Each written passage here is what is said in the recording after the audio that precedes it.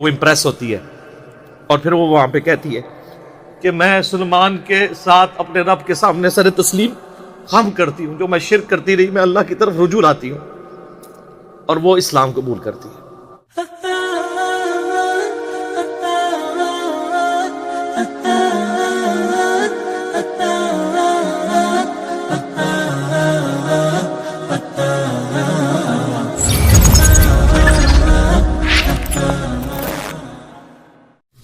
یہ سورۃ النمل میں بڑی ڈیٹیل کے ساتھ اللہ تعالیٰ نے حضرت سلیمان علیہ السلام کی زندگی کے چند واقعات کو ذکر کیا ہے 30 آیات کے اندر، آیت نمبر 15 سے لے کے 44 تک مسلسل 30 آیات میں سلیمان علیہ السلام کا اللہ تعالیٰ نے ذکر خیر کیا ہے۔ سٹارٹ اسی سے لیا ہے کہ وہ اپنے امتیوں سے کہتے ہیں کہ دیکھو اللہ تعالیٰ نے ہمیں کثیر مخلوق پہ فضیلت دی ہے، ہمیں جانوروں کی بولیاں سکھا دی ہیں، جنات کو، ہواؤں کو، پرندوں کو ہمارے لیے مسخر کر دی ہے، اللہ تعالیٰ نے ساری قدرت دی ہوئی تھی۔ اور وہیں پر یہ بھی ذکر آتا ہے کہ ان کی فوج کے لشکروں میں تمام جن، انسان اور جاندار جتنے بھی ہیں ان میں سے ہر ایک کی ان کی علیحدہ فوج تھی، جس طرح آج کل آپ کہتے ہیں نا یعنی ایئر فورس، آرمی، نیوی، ان کے پاس نیوی کے لیے بھی جنات موجود تھے، ایئر فورس سارے پرندے ان کے حکم پہ مسخر تھے، ہوا ان کے حکم سے چلتی تھی، اور انسان بھی موجود تھے۔ اور پھر اسی میں ذکر آتا ہے جس کی وجہ سے سورت کا نام ہی سورہ النمل ہے۔ نمل عربی میں کہتے ہیں چیونٹی کو۔ وہ اپنے لشکر کے سمیت گزر رہے تھے تو چند چیونٹیاں تھیں، ان کی ملکہ ان کو کہتی ہے، قرآن نے اس کا قول نقل کیا ہے کہ سلیمان علیہ السلام اپنے لشکر سمیت آ رہے ہیں، کہیں ایسا نہ ہو بے خبری میں وہ ہمیں پاؤں کے نیچے کچل دیں۔ تو پھر وہ چیونٹی باقی چیونٹیوں کو کہتی ہے کہ تم لوگ اپنے بلوں میں چلی جاؤ۔ یعنی چیونٹیوں کا یہ عقیدہ تھا کہ حضرت سلیمان علیہ السلام اور ان کے جتنے صحابہ ہیں ان کو علم غیب کوئی نہیں ہے، کیونکہ تبھی تو کچل دیں گے نا، الا یہ کہ اللہ ان کو بتا دے۔ اچھا، آپ بزرگوں کے علم غیب لے کے بیٹھے، تو اس میں اللہ تعالیٰ نے سلیمان علیہ السلام کو اس چیونٹی کی بات سنوا دی، تو سلیمان علیہ السلام اس پر مسکرائے، اور مسکرا کے یہ نہیں کہا کہ مجھے علم غیب ہے، کہا کہ اللہ کا شکر ہے کہ اللہ تعالیٰ نے یعنی مجھے یہ کوالٹی دی ہے کہ اللہ تعالیٰ نے اس چیونٹی کی بات مجھے سنوا دی۔ ہر جگہ آپ کو سلیمان علیہ السلام کا کریکٹر نظر آئے گا گاڈ اورینٹڈ۔ ویسے یہودیوں میں ایک گروہ ایسا بھی ہے جو سلیمان علیہ السلام سے سخت نفرت کرتا ہے، اور بڑے بڑے ان کے اوپر سکینڈل بھی بنائے ہوئے انہوں نے، کیونکہ سلیمان علیہ السلام بڑے کٹر قسم کے موحد تھے، تو توحید و عزم نہیں ہوتی نا۔ ہر جگہ آپ کو نظر آئے گا سلیمان علیہ السلام جب بھی کوئی کام ہوتا ہے نا، اپنے تو کسی کمال کا ذکر ہی نہیں کرتے، وہ کہتے ہیں اللہ نے مجھے آزمایا ہے، اللہ نے مجھے دیا ہے تاکہ میں اللہ کا شکر ادا کروں، اللہ مجھے جانچ رہے کہ میں نے، وہ تو سینٹرڈ اراؤنڈ گاڈ۔ اور یہی ایک موحد کی نشانی ہوتی ہے، اور وقت کا پیغمبر تو امام الموحدین ہوتا ہے نا، تمام موحدین کا امام ہوتا ہے۔ تو وہ چیونٹی جو ہے نا، اس کی گفتگو حضرت سلیمان علیہ السلام سن کے مسکراتے ہیں اور پھر اللہ تعالیٰ کا شکر ادا کرتے ہیں کہ مجھے اللہ نے یہ کوالٹی دی ہے۔ اس کے بعد پھر ذکر آتا ہے کہ اسی دعا میں وہ کہتے ہیں کہ اے اللہ مجھے بخش دے، مجھے اپنی رحمت سے اپنے نیک بندوں میں داخل فرما، اور یہ جو تو نے مجھے اس طرح کی نعمتیں دی ہیں تو مجھے اس قابل بنا کے میں تیری نعمتوں کا شکر ادا کروں۔ اور یہاں کہتے ہیں بزرگوں کا کمال ہے، فلاں کی نگاہ کرم، حالانکہ وہ کہہ سکتے تھے میرے ابا جی دیاں دعاواں نے، انہوں دا فیض ہے، میں انہوں دا ہی مرید ہوں نا۔ ابا وہ ہے بھی تھا، داؤد علیہ السلام پیغمبر تھے، سب کچھ گاڈ اورینٹڈ۔ ایک پیغمبر کا باپ بھی پیغمبر ہے تو وہ اپنی کسی کوالٹی کو اپنے پیر کی طرف منسوب نہیں کر رہا، جو واقعی جینون پیر ہے اللہ کی طرف منسوب۔ اسی لیے تو آپ کو کہا جاتا ہے نا کہ آپ قرآن نے ڈائریکٹ نہیں پڑھنا، آپ گمراہ ہو سکتے ہیں، کیونکہ آپ یہ سوچیں گے نا۔ تو اس لیے تو ہم کہتے ہیں مرنے سے پہلے اے مسلمان کر لے اس پہ غور، کتابوں کا خدا اور ہے، بابوں کا خدا اور جب تم غور کر لو اس کے بعد ایک بار یہ بھی کہنا کہ نہ میں وہابی نہ میں بابی، میں ہوں مسلم علمی کتاب، نہ ہم سو کالڈ وہابی ہیں، کوئی علمی بات کرے تو اس کو کہتے ہیں وہابی ہے، اور نہ ہم بابوں کا دفاع کرنے والے بابی ہیں، ہم علمی کتابی مسلم ہیں، الحمدللہ۔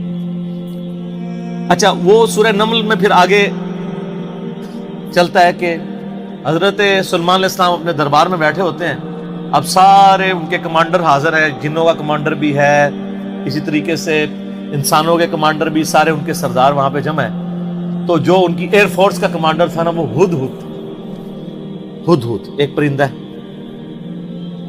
جس کی بڑی خوبصورت سی کلگی ہوتی ہے، جیسے مرغے کی ہوتی ہے، اور بڑا ایکسٹرا آرڈنری پرندہ ہے۔ آپ جا کے گوگل پہ سرچ کریں، یوٹیوب پہ اس کی ویڈیوز دیکھیں کہ اللہ نے اس کو کیا صلاحیتیں دی۔ وہ ان کا سمجھ لیں ایئر فورس کا چیف تھا۔ تو آپ نے فرمایا وہ کدھر غائب ہے، اور پھر ساتھ فرمایا کہ وہ اپنی غیر حاضری کی کوئی جسٹیفیکیشن مجھے پیش کرے، اور اگر اس نے کوئی ایسی جسٹیفیکیشن نہ پیش کی کہ وہ میرے دربار سے غائب کیوں ہے، تو میں اسے سزا دوں گا یا میں اسے ذبح کر دوں۔ بس یہ آپ ورڈک بولتے ہیں تو تھوڑی دیر بعد ہدہد آ جاتا ہے اور وہ اپنی جسٹیفیکیشن پیش کرتا ہے۔ اب ظاہر ہے وہ میں نے بتایا کہ سورہ نمل میں ہی آتا ہے کہ اللہ تعالیٰ نے جانوروں کی بولیاں سکھا دی تھی۔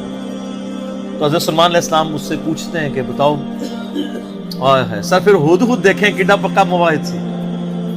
وہ کہتا ہے کہ اے سلمان علیہ السلام، میں آپ کے لیے ایک ایسی خبر لے کے آؤں جو آپ کے علم میں بھی نہیں، بابی نہیں تھا ہدہد نا۔ سلمان علیہ السلام نے کہا کیا خبر لے کے آیا ہوں؟ ان کا میں ایک ایسی قوم کے پاس سے آیا ہوں کہ جن کی حکمران ایک ملکہ ہے، عورت، اور اس کا بہت بڑا ایک عرش یعنی اس کا تخت ہے جس پہ وہ بیٹھتی ہے۔ اب وہ آپ کو نا ویسے کھنڈرات بھی اس کے مل چکے ہیں، ایک پکچر ہمیں ملی، انشاءاللہ ہم اس میں اٹیچ بھی کریں گے۔ آلموسٹ سمجھ لیں وہ کوئی آج کے دور کے اعتبار سے آپ دیکھ لیں کوئی 50 فٹ چوڑا اور لمبائی میں تقریباً 100 فٹ اور اونچائی میں بھی تقریباً 50 فٹ کے برابر، مختلف اقوال ملتے ہیں۔ یعنی ایک اچھا خاصا بڑا اس کا تخت تھا جس پہ اس کے سارے وہ سردار ارد گرد بیٹھتے تھے، اور وہ پتھر کا بنا ہوا بڑا سا۔ ان کا میں نے ایک عورت دیکھی ہے، تو وہ آپ کے علم میں نہیں ہے کہ وہ حکومت کر رہی ہے ان پہ، اور بڑا اس کا ایک تخت ہے، اس کے کئی سردار ہیں، اور شیطان نے ان کے برے اعمال ان کی نظر میں سنوار دیے ہیں۔ وہ اللہ کو چھوڑ کے سورج کی پوجا کرتے ہیں۔ سر ایک ہدہد کو بھی ٹینشن ہے شرک کی، آپ ذرا یہ دیکھیں۔ اسی لیے اللہ تعالیٰ نے فرمایا نا کہ قریب ہے کہ آسمان پھٹ پڑے اور زمین شک ہو جائے اور پہاڑ ریزہ ریزہ ہو جائے۔ ان دعوا للرحمن ولدا، جو رحمان کے لیے بیٹا تجویز کرتے ہیں، اگر یہ شرک کی تکلیف کا احساس یہ آسمان، زمین اور پہاڑوں پہ ہو تو یہ بھی دب جائیں اس سے کہ اللہ کے لیے اس طرح کی باتیں لوگ کرتے ہیں۔ تو اور پھر وہ کہتا ہے کہ اب ہدہد کی بھی آپ تقریر دیکھیں جناب، کہ شیطان نے برے اعمال ان کی نظروں میں سنوار دی ہیں، اللہ کو چھوڑ کے وہ سورج کی پوجا کر رہے ہیں، حالانکہ عظمت اس اللہ کی ہے جو زمین و آسمان کا مالک ہے۔ ان کو تو چاہیے تھا اسے ہی سجدہ کریں، اور اس پہ آیت سجدہ بھی ہے۔ اللہ اکبر، سبحان الملک۔ تو اب حضرت سلمان علیہ السلام چونکہ توحید کے امام ہیں، دنیا پہ اللہ تعالیٰ کے ریپریزنٹیٹیو ہیں، جب وہ یہ بات سنتے ہیں نا تو کہتے ہیں میں تیری اس بات کی تصدیق کروں گا کہ تو سچ کہہ رہا ہے یا جھوٹا بہانا تو نہیں کہیں کر رہا تو، ورنہ تو حضرت سلمان علیہ السلام کہتے ہیں کہ ہاں مجھے تو پہلے علم غیب اللہ تعالیٰ نے دیا ہوا ہے، میں تو دوروں میں دیکھ سکتا ہوں، وہ تو اللہ دکھائے گا تو دیکھیں گے۔ حضرت سلمان علیہ السلام نے ایک خط لکھا اور اس ہدہد کو کہا۔ اچھا یہ کوئی سٹوری نہیں ہے جو آپ کے علماء بیان کر رہے ہوتے ہیں، یہ ورڈ بائی ورڈ سورہ النمل آیت نمبر جو ہے وہ 15 سے لے کے 44 تک 30 آیات۔ جو چیز ان آیات سے ہٹ کے آئے گی میں اس کو مینشن بھی کروں۔ تو وہ خط لکھ کے دیتے ہیں کہ یہ خط لے جاؤ اور جا کے ملکہ جو ادھر کیا ہے، ملکہ بلقیس جو ہے یہ اسرائیلی روایتوں میں آتا ہے، قرآن میں صرف ایک عورت کا ذکر ہے کہ جو حکومت کرتی ہے، اور خط اس کو دے کے پھر دیکھنا اس کا کیا جواب دیتے ہیں۔ ہدہد جناب لے کے خط پہنچا ہے اور جا کے اب ہدہد ایک خط لے کے آ رہا ہو اور ملکہ کے وہ جا کے بیڈ روم میں سیدھا جا کے لینڈ کرتا ہے، کوئی سیکیورٹی گارڈ کوئی کچھ نہیں روک سکتا، وہ کھڑکی سے آ کے اس میں لینڈ کر کے سامنے لا کے اس کے خط پھینکتا ہے۔ تو حضرت سلیمان علیہ السلام کا خط وہ کھولتی ہے تو وہ اس خط میں تو 2 ٹوک جملے لکھے ہوتے ہیں، انہ من سلیمان و انہ بسم اللہ الرحمن الرحیم، اور تم سر تسلیم خم کر کے فوراً میرے پاس حاضر ہو جاؤ. بس یہ 2 لائنوں کا ایک جملہ ہوتا ہے. جب وہ اپنے سرداروں سے مشورہ کرتی ہے تو وہ کہتی ہے میرے پاس ایک معزز خط آیا ہے، اور یہ معزز خط سلیمان کی جانب سے ہے. انہ من سلیمان، سورہ النمل آیت نمبر 30. یہ واحد مقام ہے جہاں سورت کے اندر بسم اللہ شریف آئی ہے. ایک عزت والا خط آیا ہے. عزت والا وہ اس لیے کہتی ہے وہ اس کو پتا چل گیا کہ غیر معمولی بندہ ہے کہ ہدہد جس کا خط لے کے آ رہا ہے میرے پاس. تو ظاہر ہے یہ کوالٹی تو اس کے پاس نہیں تھی کہ یہ کوئی کتنا بڑا بادشاہ ہے کہ جس کو اللہ نے یہ حکومت دی ہے کہ جانوروں پہ بھی اس کی حکومت ہے. تو وہ کہتی ہے کہ ایک معزز خط میرے پاس آیا ہے جو سلیمان کی جانب سے ہے اور وہ اللہ کے نام سے شروع ہو رہا ہے. اس سے یہ سنت ٹھہری کہ جب آپ کوئی خط لکھیں کسی کو تو بسم اللہ سے اس کا آغاز کریں، اور اس میں یہ ہے کہ سر تسلیم خم کرو اور میرے پاس حاضر ہو جاؤ. تو وہ اپنے سرداروں سے کہتی ہے کہ میں تمہیں پتا ہے کہ میں کوئی کام اس وقت تک نہیں کرتی جب تک کہ میں مشورہ نہ کر لوں. ہر معاملے میں تم سے میں مشورہ کرتی ہوں. قوم سبا کی وہ ملکہ تھی. تو مجھے بتاؤ تم مجھے کیا مشورہ. تو سردار تو آپ کو پتا ہے جو ان کی تو ایک خاص جنگجو نیچر ہوتی ہے. انہوں نے کہا ہم تو بڑے طاقتور ہیں، بڑے زور آور ہیں، ہم ہر طرح کے بادشاہ کا مقابلہ کر سکتے ہیں، آپ ہمیں حکم دیں دیکھی جائے گی. لیکن وہ تو سمجھدار ہوتی ہے. جسے مجھے بھی آگے لوگ پھونک چڑھا رہے ہوتے ہیں، لیکن جو بندہ ڈرائیونگ سیٹ پہ بیٹھا ہوتا ہے اس کو پتا ہوتا ہے کہ کام کو کس حکمت سے لے کے چلنا.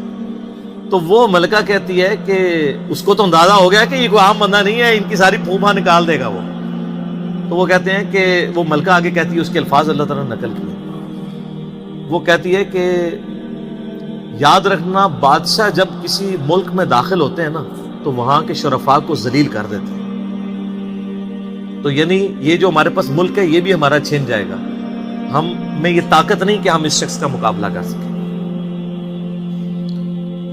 یہاں پہ بھی آپ دیکھ لیں انگریزوں نے یہی کیا ہے نا. جب انگریز یہاں حکومت میں ہے نا سب سے زیادہ ذلیل انہوں نے کیا ہے خاندان مغلیہ کو، اس لیے کہ وہ یہاں پہ رولرز تھے. تو انہوں نے کہا پہلے تو جناب ان کو اتنا ذلیل کرو نا، کیونکہ ان کے اندر جراثیم موجود ہیں حکومت کرنے کے، ان کو تو ذلیل و خوار کرو. تو وہ ملکہ کی بات یونیورسل ٹروتھ اللہ نے نقل کیا کہ جب بادشاہ داخل ہوتے ہیں تو وہاں کے شرفاء پھر سب سے پہلے وہ ذلیل ہوتے ہیں. تو وہ کہتی ہے کہ اس میں جلدی نہیں ہمیں کرنی چاہیے، میں سلیمان کو نا کچھ گفٹ بھیجتی ہوں اور میں دیکھتی ہوں کہ اس کے رسپانس میں وہ کیا کرتا ہے. تو پتہ چل جائے گا کہ وہ واقعی ایک دنیا دار بادشاہ ہے یا اللہ کا ریپریزنٹیٹو ہے. یہ اس نے چیک پوائنٹ رکھا کہ اگر دنیاوی بادشاہ ہوا تو دنیاوی بادشاہ پرانے زمانوں میں دوسرے ملکوں پہ کیوں حملہ کرتے تھے؟ تاکہ ان سے ان کی دولت ہتھیائیں. تو اگر ہم جزیہ دینے پہ آمادہ ہو جائیں اور سالانہ ہم ایک رقم مقرر کر لیں گے اتنا آپ کو ٹیکس یا جزیہ دیا کریں گے تو وہ ٹل جائے گا. تو وہ بڑے زیادہ تحائف دے کے نا ایلچی روانہ کرتی ہے سلیمان علیہ السلام کے پاس. اور وہاں پہ سلیمان علیہ السلام کے پاس جب وہ ایلچی پہنچتے ہیں تو سلیمان علیہ السلام تو اسٹریٹ فارورڈ ان کو جواب دیتے ہیں کہ مجھے جو کچھ اللہ نے دیا ہے تمہاری یہ دنیا کی حقیر دولت اس کے مقابلے میں کچھ نہیں ہے. مجھے تو اللہ نے کیا حکومت دی ہوئی ہے. تو بلکہ سورہ نمل میں اللہ تعالیٰ نے ان کی دعا بھی نقل کی ہے. سلیمان علیہ السلام کہتے ہیں اللہ مجھے ایسی حکومت دینا جو میرے بعد پھر کسی کو نہ ملے. اور انسانی تاریخ میں سلیمان علیہ السلام سے بڑا بادشاہ نہ ان سے پہلے کو گزرا ہے نہ بعد میں جس کو اس لیول کی اللہ تعالیٰ نے حکومت دی ہو. تو وہاں پہ جب ایلچی پہنچتے ہیں تو وہ ان کو اسٹریٹ فارورڈ جواب دیتے ہیں اور ان کو واپس کر دیتے ہیں کہ جاؤ اور اپنی ملکہ کو بتا دینا کہ اب ہم وہ لشکر لے کے آئیں گے جس کی تاب تمہارے لشکر نہیں رکھ سکتے، انتظار کرو ہمارا. تو وہاں سے چلے جاتے ہیں. وہ تو چلے جاتے ہیں اور سلیمان علیہ السلام کو پتا ہوتا ہے کہ وہ مطیع ہو کے ہی آئے گی، کیونکہ وہ سمجھ گئے ہوتے ہیں کہ اس نے یہ جو ڈیسیژن کیا ہے وہ کیوں کیا ہے. اب یہ فاصلہ آلموسٹ 2000 کلومیٹر کا ہے. قوم سبا آباد تھی یمن میں اور حضرت سلیمان علیہ السلام یروشلم میں بیٹھے ہوئے تھے، بیت المقدس ایلیا شام کے اندر. آلموسٹ 2000 کلومیٹر کا یہ فاصلہ ہے. تو آپ سمجھ لیں یہ فاصلہ طے کرنے کے لیے بھی 40 سے 50 دن پیدل چاہیے. تو سلیمان علیہ السلام جب ان کو واپس کرتے ہیں، وہاں پہ جب واپس خط پہنچتا ہے تو ظاہر ہے ملکہ تو پہلے ہی اس کو سمجھ آ گئی ہوتی ہے کہ کوئی عام بندہ نہیں ہے، تو ملکہ یہ ڈیسائیڈ کرتی ہے کہ میں خود سلیمان کے پاس جاؤں گی، کیونکہ اس خط میں پہلے میں کیا لکھا تھا کہ مطیع ہو کے میرے پاس حاضر ہو۔ سر یہ بادشاہ کا آپ لیول دیکھیں کہ دوسرا بادشاہ جنگ بھی نہیں کرنی پڑ رہی، سیدھا وہ خود حاضر ہو رہا ہے۔ خیر اس بات کو کچھ عرصہ گزر جاتا ہے، جب اس کا لشکر آنے کے 3-4 دن یا کچھ دن باقی رہ جاتے ہیں نا، تو سلیمان علیہ السلام اپنی مجلس میں بیٹھے ہوتے ہیں، تو سلیمان علیہ السلام اپنے درباریوں سے کہتے ہیں کہ وہ جو بلقیس بلقیس ہے وہ مطیع ہو کے میرے پاس آنے والی ہے۔ ان کو پتہ ہے، فیڈ بیک مل جاتی ہے، اللہ تعالیٰ نے وحی کے ذریعے آگاہ کر دیا۔ پھر وہ ایک گفتگو کرتے ہیں وہاں پہ، جہاں پہ وہ تخت بلقیس کا ذکر ہے، اور آصف بن برقیہ کا نام قرآن میں نہیں ہے، یہ اسرائیلی روایتوں میں۔ وہ سورۃ النمل کی آیت نمبر ہے 30۔ اعوذ باللہ من الشیطان الرجیم، بسم اللہ الرحمن الرحیم۔ بلکہ آیت نمبر 30 میں تو وہ یہ آگی 38 نمبر سے آن ورڈ، 30 تو پہلے گزر چکی نا، انہ من سلیمان و انہ بسم اللہ الرحمن الرحیم۔ یہ آیت نمبر ہے 38۔ قال یا ایھا الملأ ایکم یأتینی بعرشها قبل ان یأتونی مسلمین۔ حضرت سلیمان علیہ السلام کہتے ہیں اے میرے سرداروں، جو میرے ساتھ اٹیچ لوگ ہو، تم میں سے کون ہے کہ جو مجھے اس ملکہ کا تخت لا کر دے اس سے پہلے کہ وہ سر تسلیم خم کرتی ہوئی میرے پاس حاضر ہو جائے؟ کون ہے کہ جو ایسا کرے؟ قال عفریت من الجن، تو ایک بڑا دیو ہیکل جن کہتا ہے انا آتیک بہ قبل ان تقوم من مقامک، کہ میں آپ کی اس محفل برخاست ہونے سے پہلے 3-4 گھنٹے کی جو بھی آپ کی مجلس ہوتی ہے، مجلس ختم ہونے سے پہلے میں وہ تخت آپ کو یہاں پہ لا دوں گا۔ انبلیویبل چیز ہے، 2000 کلومیٹر سے اتنا بڑا تخت پتھر کا وزنی، 3-4 گھنٹے کیا، وہ تو آج بھی آپ اگر جہاز میں بھی لائیں تو 3-4 گھنٹے میں نہیں پہنچ سکتا، اس کو تو لفٹ کرنے میں پرابلم ہو جائے گی۔ وَإِنِّي عَلَيْهِ لَقَوِيٌّ أَمِينٌ، اور میں اس کے اوپر امانت دار بھی ہوں، میں پوری رسپانسبلٹی سے یہ کام کروں گا، اور میں طاقت بھی مجھے اللہ نے دی ہے، جنات کو اللہ نے بہت طاقت دی ہوئی ہے۔ تو حضرت سلیمان علیہ السلام یعنی ایگری نہیں کرتے اس مسئلے میں۔ تو پھر ایک اور شخص، قال الذی عندہ علم من الکتاب، وہاں ایک شخص بیٹھا ہوتا ہے جس کے پاس کتاب میں سے علم ہوتا ہے، وہ کہتا ہے انا آتیک بہ قبل ان یرتد الیک طرفک، میں اس تخت کو آپ کے سامنے حاضر کر دوں گا آپ کی آنکھ جھپکنے سے پہلے، فریکشنز آف سیکنڈ میں لے آؤں گا۔ ہمارے لیے تو وہی ہضم کرنا مشکل ہے، تو یہ تو خیر بہت بڑی چیز ہے۔ تو یہ اس نے دعویٰ کیا، بس یہ دعویٰ کرنے کی دیر تھی اور وہ لے بھی آیا تھا۔ فلما رآہ مستقرا عندہ، تو حضرت سلیمان علیہ السلام نے جب وہ تخت وہاں پر آیا ہوا دیکھا، قال ھذا من فضل ربی، اور انہوں نے کیا حضور کڈے پہنچے بزرگوں، کیا بات ہے، کیا صاحب کرامت ہو، نہیں omit کر، ان کا یہ میرے رب کا فضل ہے، ھذا من فضل ربی۔ آپ لکھتے ہیں نگاہ مرشد سے، ماں باپ کی دعا سے، اور پیغمبر کا کہتا ہے ھذا من فضل ربی، یہ تو میرے رب کا فضل ہے۔ کیوں ہے فضل؟ لیبلونی اشکر ام اکفر، تاکہ وہ مجھے آزمائے کہ میں اس کا شکر گزار بنتا ہوں یا ناشکرا۔ یہ سر توحید ہے۔ ومن شکر فانما یشکر لنفسہ، اور جو کوئی اللہ کا شکر کرے گا تو وہ بھی اپنے نفس کی خاطر ہی کر رہا ہوگا، اللہ کو کوئی پرواہ نہیں۔ ومن کفر، اور جو کوئی اللہ کی ناشکری کرے، فان ربی غنی کریم، تو میرا رب تو غنی ہے، کریم ہے، اسے کسی کی پرواہ ہی نہیں ہے۔ ھذا من فضل ربی۔ اچھا اس کے بعد پھر آتا ہے کہ وہ ملکہ جب آئی، حضرت سلیمان علیہ السلام نے کہا کہ نا اس تخت کی حیت بدل دو، ڈیزائننگ اس کی تھوڑی سی چینج کر دو، جو اس کے اوپر کوئی پھول بوٹے لگے ہوئے تھے تھوڑا سا اسے ٹیمپر کرو، اور میں دیکھوں گا کہ وہ پہچانتی ہے اپنے تخت کو نہیں کہ نہیں پہچانتی۔ تو وہ پھر ملکہ وہاں پہ آ پہنچتی ہے، تو سلیمان علیہ السلام اسے ریسیو کرتے ہیں اور کہتے ہیں اس تخت کے بارے میں تیرا کیا خیال ہے؟ تو وہ بڑی سمجھدار ہوتی ہے، تو وہ کہتی ہے یہ تو لگتا ہے کہ یہ میرے تخت ہی ہے، اس کی مثل مجھے لگ رہا ہے بلکہ شاید وہی ہے۔ تو یہ اس کی سمجھداری کا بھی ثبوت ہے کہ وہ اس کو ٹیمپرڈ فارم میں بھی پہچان لیتی ہے، اور یہ اس کو دوسرا میسج مل جاتا ہے انہوں نے کیا لڑنا ہے،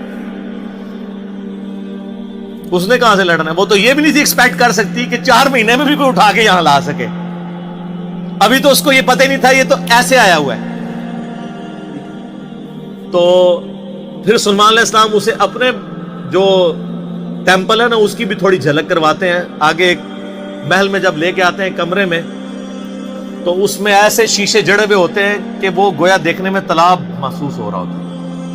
تو جب اس پہ پاؤں رکھنے لگتی ہے وہ سمجھتی ہے شاید پانی والا تالاب ہے، تو وہ اپنے جو تہمد ہے یا جو بھی اس نے کپڑے پہنے ہوتے ہیں وہ تھوڑی سی اٹھا لیتی ہے، اس کی پنڈلیاں بھی ننگی ہو جاتی ہیں، وہ سمجھتی ہے پانی ہے، وہ پانی نہیں ہوتا، تو وہ امپریس ہوتی ہے، اور پھر وہ وہاں پہ کہتی ہے کہ میں سلیمان کے ساتھ اپنے رب کے سامنے سر تسلیم ہم کرتی ہوں، جو میں شرک کرتی رہی میں اللہ کی طرف رجوع لاتی ہوں، اور وہ اسلام قبول کرتی ہے۔ باقی اسرائیلی روایتوں میں پھر ملتا ہے کہ سلیمان علیہ السلام کا نکاح اس کے ساتھ ہوتا ہے۔ قرآن نے اس چیز کو ایڈریس نہیں کیا، قرآن تو بس کنکلوڈ اس پہ کرتا ہے کہ وہ مسلمان ہو جاتی ہے، نہ وہ بریلوی ہوتی ہے، نہ دیوبندی ہوتی ہے، نہ اہل حدیث ہوتی ہے، نہ شیعہ ہوتی ہے، بلکہ مسلمان ہو جاتی ہے۔ اور آپ یہ الفاظ دیکھیں جناب، مسلمان مسلمان ہی ہے ہر طرف۔ ہاں، قالت رب انی ظلمت نفسی، وہ کہتی ہے میرے رب میں اپنی جان پہ ظلم کرتی رہی اس سے پہلے، واسلمت مع سلیمان للہ رب العالمین، اور میں سلیمان کے ساتھ سر تسلیم خم کرتی ہوں اس رب کے سامنے، اللہ کے سامنے جو سارے جہانوں کا پالنے والا ہے، میں سر تسلیم خم کرتی ہوں، میں مسلم ہوتی ہوں۔ تو وہ اپنا آپ اپنے رب کے حضور سر تسلیم خم کر دی۔